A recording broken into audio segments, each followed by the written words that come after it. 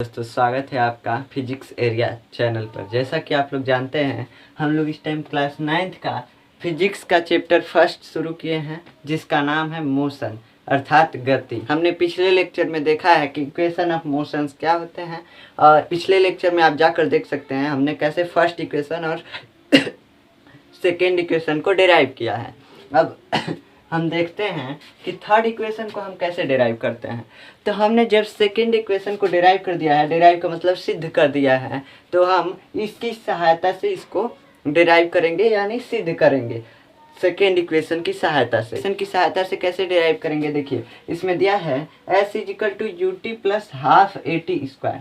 तो और third equation में क्या नहीं है, इसमें सारा है, बस क्या नहीं है, टी नहीं है। तो इसमें से हम कैसे भी टी हटा दें तो हमारा काम बन जाएगा। तो हम टी हटाने के लिए फर्स्ट इक्वेशन का सहारा लेते हैं। क्यों फर्स्ट इक्वेशन का? क्योंकि अगर सेकेंड इक्वेशन का लेंगे सहारा तो क्या होगा, सेकेंड इक्वेशन यहाँ पे लिए भी हैं और इसी का सहारा लेकर हम टी निकालेंगे तो गलत हो जाएगा ना। तो इसलिए हम यहाँ से टी नहीं निकालेंगे बल्कि फर्स्ट इक्वेशन से निकालेंगे। तो देखिए फर्स्ट इक्वेशन से कैसे निकालेंगे। फर्स्ट इक्वेशन होता है v equal to u plus a t, यानी अंतिम वेग, v का मतलब अंतिम वेग, u का मतलब प्रारंभिक वेग और a का मतलब त्वरण, t का मतलब समय। ये हमने पिछले लेक्चर में बता दिया है कि इन सब का मतलब क्या होता है, आप जाके पिछला लेक्चर देख सकते हैं। अब ये होता है v equal to u plus a t, तो हम ऐसे लिख सकते हैं ना, a t equal to we minus u. कैसे? u इधर जाएगा, इक्वल टू के इधर तो माइनस में चला जाएगा तो v माइनस यू हो जाएगा, और टी से अगर ए को हटा दें तो गुणे में है, भगे में चला जाएगा तो v minus you by A, यानी टी इक्वल टू क्या निकल के आ गया, v माइनस यू बाई ए। तो हम इसी को अब टी की जगह पे हम क्या रख देंगे, v minus you by a. क्यों? क्योंकि t इसके बराबर है, दिया है t is equal to we minus u. अब कहा जाए आपको कि 1 रुपये के बराबर है, तो आप ये 1 रुपये लिखिए या ये रुपये लिखिए, तो वही बात तो हुआ ना। तो वैसे ही इसमें भी है, इसमें भी वैसे ही है कि t is equal to we minus you by A, यानी t V minus you by A के बराबर है। तो हम t के जगह पे इसको लिख सकते हैं, t V minus you by A लिखेंगे, इसका मतलब होगा t। तो हम देखिए यहाँ पे सेकेंड इक्वेशन हमने लिखा है, तो सेकेंड इक्वेशन में हम t को पुट करते हैं, तो s is equal to u और इनटू में है t, तो t का मान क्या है, v minus you by A, v minus you by A. कहाँ से आया, t का मान है यह, यहाँ पे t था, यहीं पे हमने रख दिया 1/2, वैसे ही लिख देंगे, a भी वैसे ही लिख देंगे, फिर t का मान रख देंगे। t का मान क्या है, v माइनस यू बाई ए, और इसका t का क्या है, स्क्वायर है, तो इसका होल स्क्वायर हो जाएगा। क्यों? क्योंकि ये पूरा t का मान है तो पूरे का होल स्क्वायर होगा, यानी ये पूरा लिखेंगे तो इसका मतलब होगा t, तो t का स्क्वायर दिया है तो इसका होल स्क्वायर हो जाएगा। ठीक, अब इसके बाद देखिए क्या करते हैं। इसके बाद s इज इक्वल टू, अब u से गुणा कर देते हैं, इसमें गुणा कर देते हैं, तो क्या हो जाएगा, u भी माइनस इसमें करेंगे तो यू स्क्वायर होगा ना, बटा a बाई ए, यू भी minus u square by A plus, अब 1/2 ए हो गया। अब इसको ये पावर जो है ये दोनों पे चलाएगा तो क्या हो जाएगा, इस पे आएगा तो हो जाएगा v माइनस यू का होल स्क्वायर, होगा ना v माइनस यू का होल स्क्वायर। क्यों? क्योंकि दोनों पे पावर आएगा, बटा ए का स्क्वायर, यहाँ पे गुणा है, कुछ नहीं है तो गुणा है। आगे ये करेंगे कि इसको 1/a स्क्वायर लिख देते हैं। आया, हमने t का मान रखा है और इसको सॉल्व किया है, बस इतना ही अभी तक हमने किया है।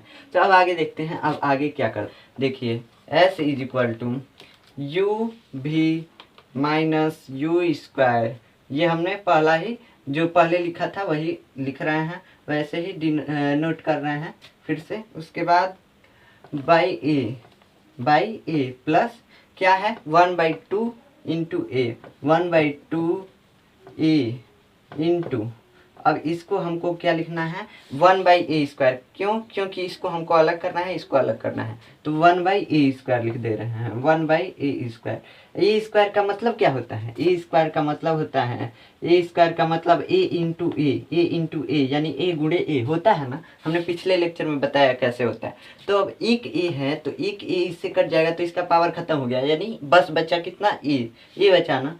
अब इसके बाद क्या लिखा हुआ है, v माइनस u का होल स्क्वायर, तो v माइनस u का होल स्क्वायर वैसे ही लिख देंगे, ठीक। अब ये किसका फार्मूला है, a माइनस बी के होल स्क्वायर का। कहाँ से? देखिए, v को हम मान सकते हैं a और u को मान सकते हैं b, मतलब a माइनस बी के होल स्क्वायर के टाइप का है। तो a माइनस बी के होल स्क्वायर के फार्मूले के जैसे हम इसको एक्सप्लोर कर देंगे तो क्या होगा, एस 1/2 और ये क्या बचा है, ये बस बचा है, a से ये कट गया है तो 2a बचेगा, 1/2 में गुणा हो गया। अब यहाँ पे इसको a माइनस बी के होल स्क्वायर के फार्मूले पे रख देते हैं तो क्या होगा, 2ab का मतलब a भी है तो v और b u है तो u। 1 की जगह पे अब क्या करते हैं, इसको पूरा गुणा कर देते हैं, इसमें फिर से गुणा कर देते हैं, फिर से एक कर देते हैं, 2a आएगा। एलसीएम कितना आएगा, 2a आएगा। आप लेकर देख लीजिएगा, जैसे एलसीएम लेते हैं वैसे। तो यहाँ पे देखिए क्या करते हैं, अब 2a आया, अब इसमें गुणा करेंगे कैसे, a से भाग देंगे तो कितना बचा, 2 बस बचा, तो 2 से गुणा कर देंगे। 2 से गुणा कर देंगे कैसे, यहाँ पे 2a एलसीएम लिए हैं तो इससे भाग करेंगे तो क्या बचेगा, 2 बचेगा ना, a से a कट जाएगा तो यहाँ पे क्या होगा, 2u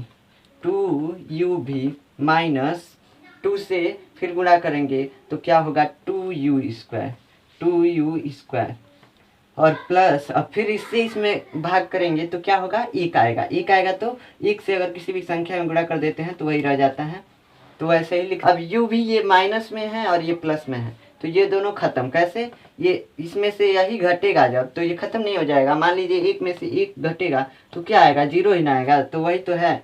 तो वैसे ही अगर इसको घटाएंगे तो 0 आ जाएगा, 0 आ जाएगा ना।